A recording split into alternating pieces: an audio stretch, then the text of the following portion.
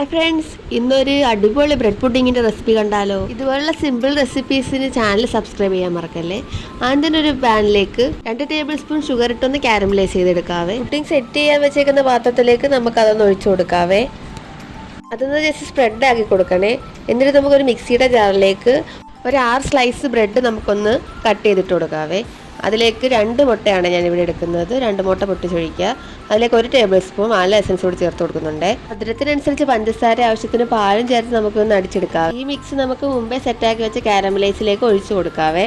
എന്നിട്ട് ഇത് നമുക്കൊന്ന് ആവിയേറ്റി എടുക്കണേ. ഏകദേശം 30 മിനിറ്റോളം നമുക്കിതൊന്ന് അടച്ച് വെച്ച് കുക്ക് ചെയ്തെടുക്കാവേ. കറക്റ്റ് 30 മിനിറ്റ് ആയപ്പോൾ തന്നെ നമുക്കിത് നല്ലോണമൊക്കെ സെറ്റാക്കി ഇട്ടിട്ടുണ്ട്. ഇത് നമുക്ക് പാത്രത്തിൽ നിന്ന് വിട്ട് കിട്ടാൻ എളുപ്പത്തിന് സൈഡൊക്കെ ഒന്ന് കട്ട് ചെയ്ത് കൊടുക്കാവേ. ഇത് നമുക്കിതൊരു പാത്രത്തിലേക്ക് മാറ്റി കൊടുക്കാവേ. നിങ്ങൾക്ക് കാണുമ്പോൾ തന്നെ മനസ്സിലാവും നല്ല അടിപൊളിയായിട്ട് തന്നെ വന്നിട്ടുണ്ട്. ഇനി നമുക്കൊന്ന് കട്ട് ചെയ്ത് നോക്കാവേ. നല്ല സോഫ്റ്റ് ആയിട്ട് ഇട്ടിട്ടുണ്ട്. എല്ലാവരും ട്രൈ ചെയ്ത് നോക്കണേ. അപ്പോൾ ഒന്ന് ഇത്ര ഉള്ളേ.